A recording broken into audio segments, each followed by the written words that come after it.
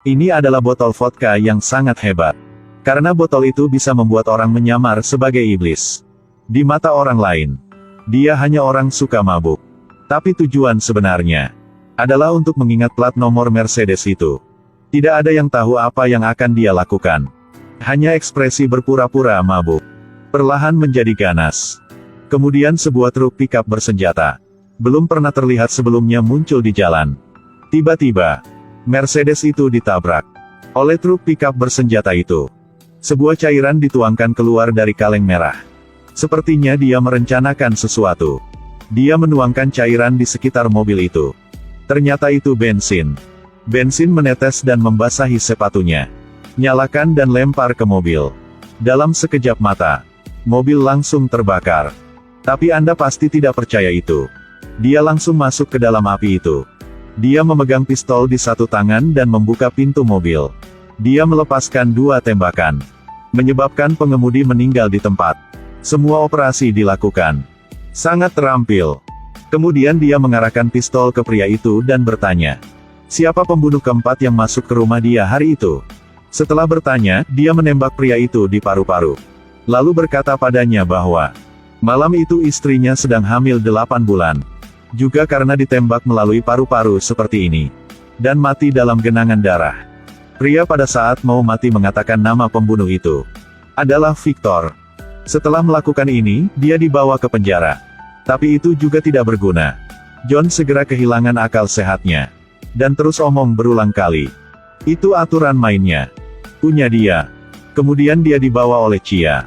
Masuk ke dalam. Terus bergerak. 2 tangan. Juga diborgol. 2 pria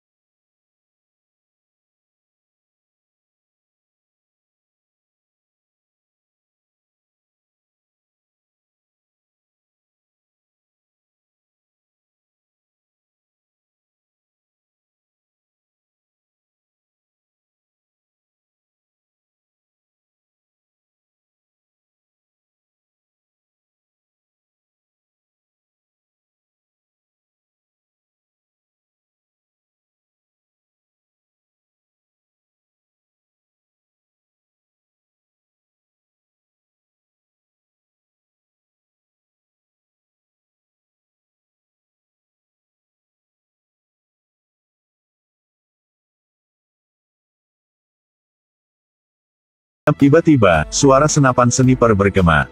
Seorang polisi jatuh ke tanah. Mereka membunuh 2 polisi Rusia. John dan rekan satu timnya merasa bingung.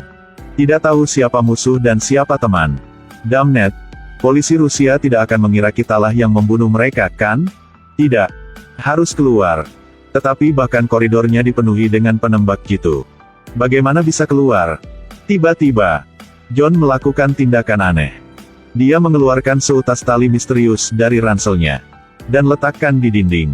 Kemudian ambil remote control dan tekan. Dinding segera meledak dan menciptakan lubang besar. Mereka belum sempat bahagia. Mereka menemukan diri mereka dikelilingi oleh komando polisi Rusia yang tak terhitung jumlahnya. Ini sangat buruk. Saat itu, John tiba-tiba naik ke atap rumah dengan cara yang aneh. Ambil granat dan lempar langsung ke bawah. Kemudian dengan panik menembak ke bawah. Lagi pula, apa yang ingin dia lakukan? Ternyata dia ingin menarik daya tembak polisi khusus Rusia. Bantu rekan satu tim mengulur waktu untuk melarikan diri ke mobil. Dia telah berhasil membantu. Rekan tim telah lolos dari tempat kejadian. Tapi banyak polisi juga menyerang dari bawah. John memegang AK-47 dan menggunakan semua kekuatannya untuk melawan. Tapi bukan itu caranya. John memutuskan untuk membunuhkan semuanya sekaligus. Dia bersembunyi di satu sudut. John melepas semua granat di tasnya dan membuang semua bahan peledak di tas. Lalu lempar keluar dan menembak tas dengan pistol. Seluruh rumah langsung diledakkan. Di rumah terdengar teriakan tak henti-hentinya dari polisi Rusia. John segera mengambil seragam polisi Rusia dan memakainya untuk pergi keluar. Kemudian dengan cepat pergi dari tempat kejadian. Tapi dia tidak tahu jika rekan satu tim dia tidak pernah pergi dan masih menunggu dia keluar. Mereka segera naik ke kapal dan kembali ke Washington.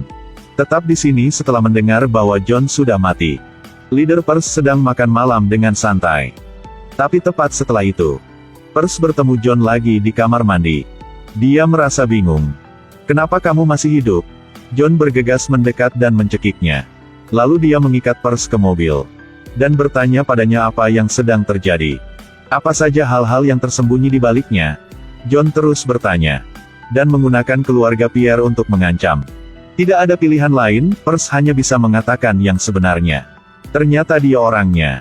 Di balik segalanya, tujuannya adalah membangkitkan konflik antara dua negara untuk memulai perang. Di satu sisi,